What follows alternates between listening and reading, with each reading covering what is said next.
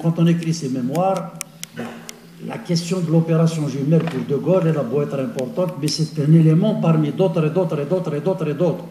Donc les précisions pointues qui nous concernent, on connaît très justement, ne sont pas forcément une priorité pour un homme qui avait le souci de sortir du colonialisme pour engager la France vers d'autres destins atomiques, etc. etc. Bon. C'est-à-dire, donc il a dû passer dessus. Est-ce que ce n'est pas pour protéger ceux qui l'ont vendu? Un peu. Oula, voilà, c'est vraiment. C'est pas une question de tabou. Je n'ai absolument, vraiment, je n'ai absolument aucun tabou.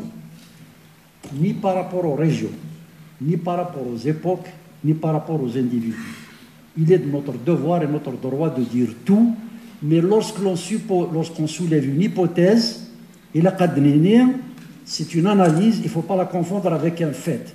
Moi, les faits, je les ai donnés dans ce que j'ai trouvé quand j'ai récupéré le document confidentiel qui avait été demandé par le Premier ministre de Gaulle, Michel Debré, qui avait demandé un rapport à l'armée française sur la manière dont ils avaient réussi à éliminer Améroche. Et c'est là qu'on a compris que, bon, vous allez trouver le document là. Mais lorsqu'on n'a pas d'éléments, c'est-à-dire matériel, un témoignage direct, c'est un avis. Voilà ce que je veux dire. Il ne faut pas qu'on... Il ne faut pas qu'on fasse les erreurs, les fautes, les pièges que commettent les Warbaguiens. Ils disent Amzrouy à la voilà. C'est pas parce qu'ils le font qu'on doit se donner le droit de le faire autant. La lettre du capitaine Léger, franchement, j'en ai entendu parler, mais moi, je ne l'ai pas eu. Croyez-moi, si je l'avais eu. Et pourtant, j'ai lu l'ensemble des brochures d'Historia.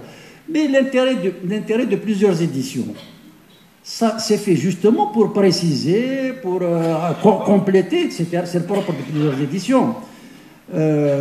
Par rapport au problème de la Blitz, vous avez totalement raison de dire qu'il fallait prendre sur soi le fait que c'est une opération militaire de l'armée française, et je crois bien, je ne sais pas si vous avez lu, je cite de mémoire, quand Améroche a envoyé son rapport au GPRA, il disait, nous vous avons alerté que nous sommes victimes d'un complot, nous avons demandé de l'aide, aucune aide ne nous a été donnée, vous nous avez envoyé un télégramme de félicitations, alors que nous avons demandé une commission d'enquête de l'extérieur ou au moins venant des wilayas.